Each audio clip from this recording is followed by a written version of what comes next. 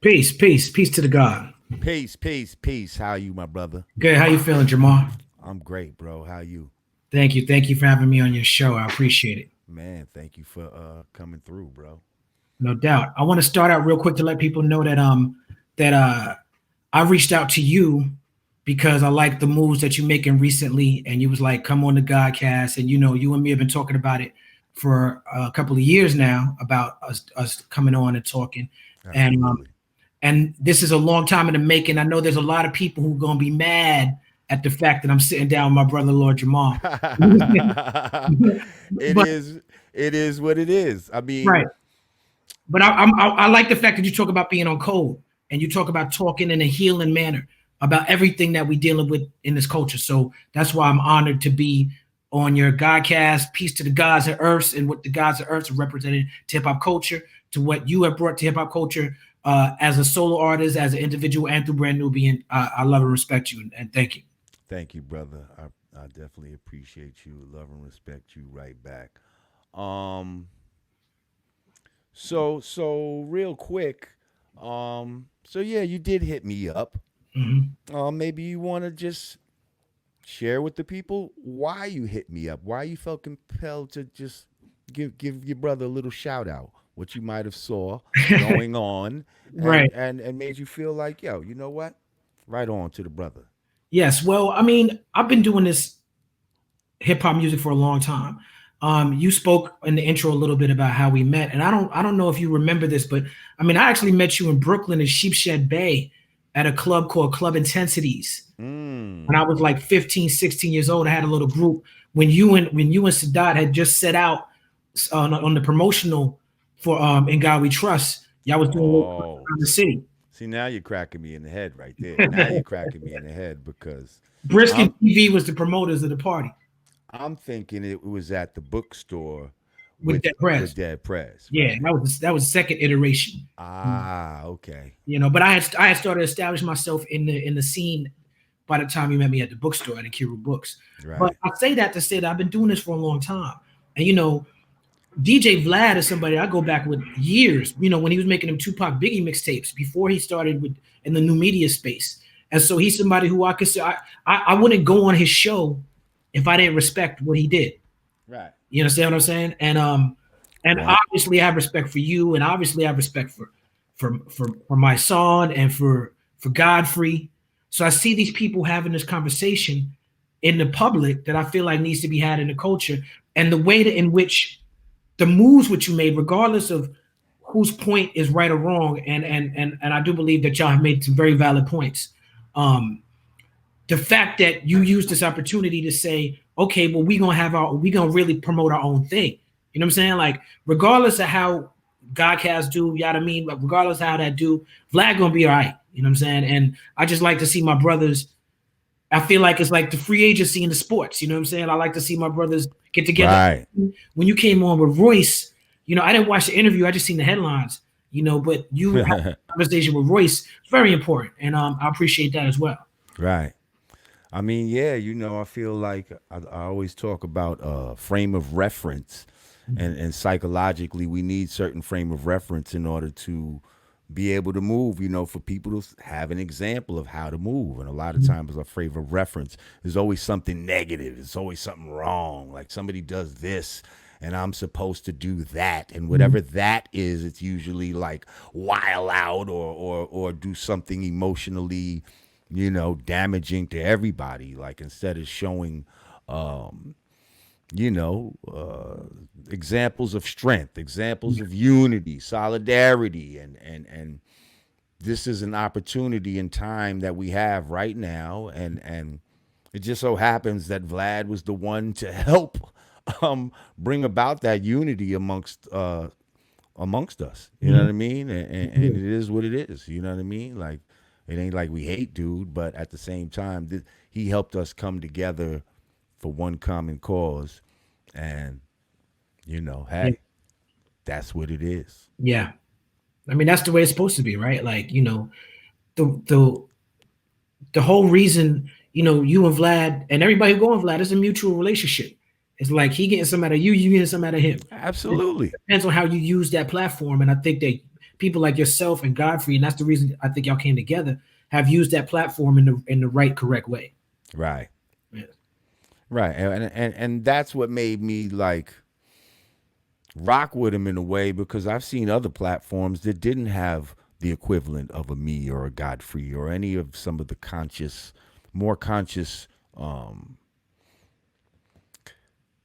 interviews that he would have on there. You know what I mean? Yeah, he had a lot of fuck shit. You know what I mean? Yeah. But I've seen channels that's just all fuck shit. You know what I mean? Like, or either it's all positive or it's all fuck shit. Like, you know what I mean? So he had a lot of fuck shit, but he did mix in the positive shit. And I just kind of felt like, as a white dude, he didn't have to do that. But he did, you know? So whatever. I give him credit for that.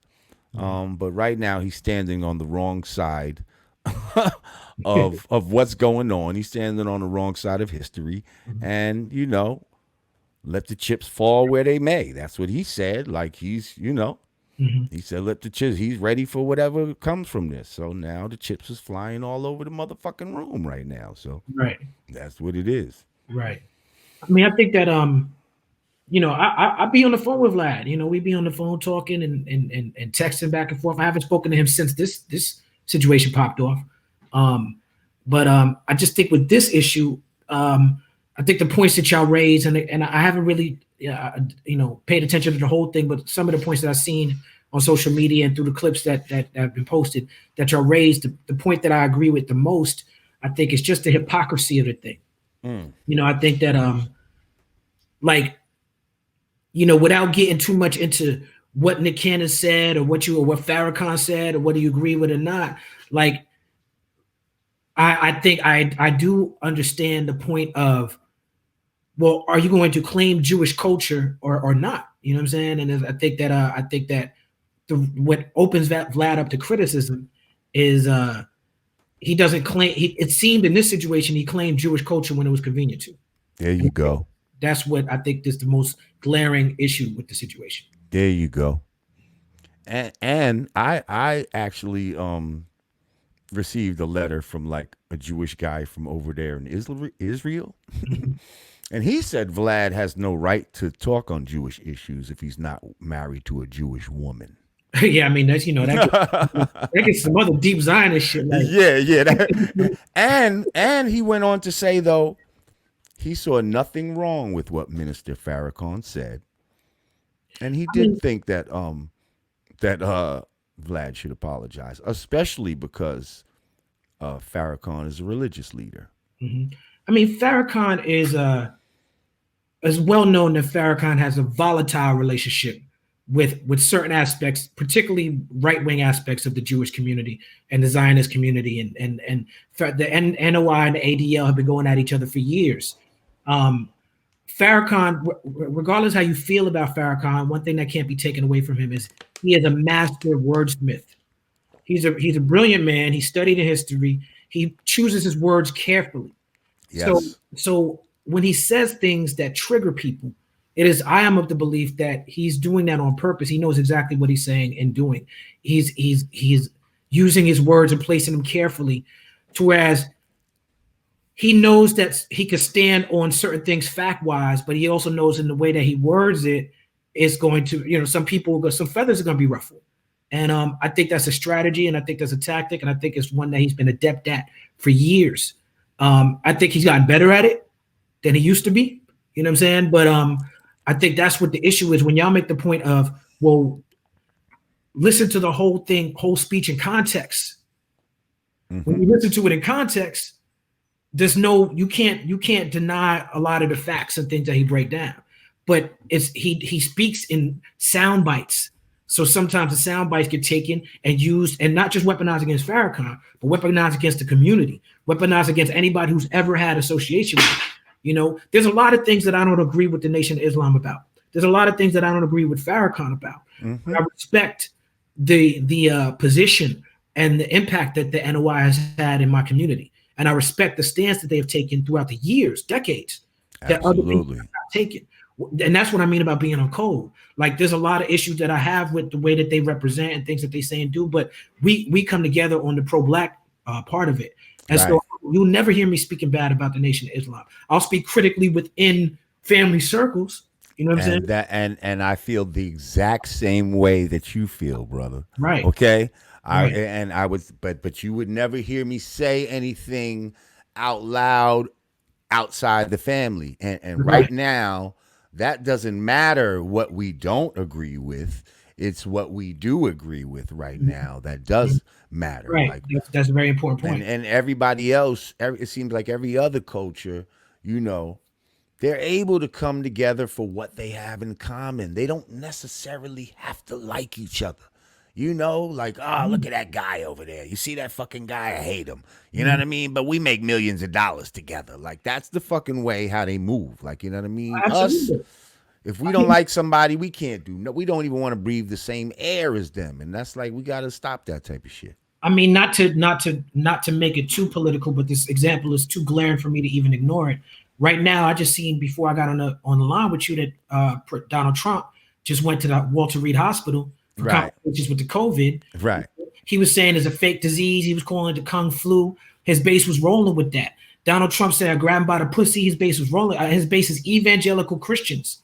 And they rolling with, just a bunch of adulterous, shit that they would consider demonic, devilish shit, according to what they claim to represent.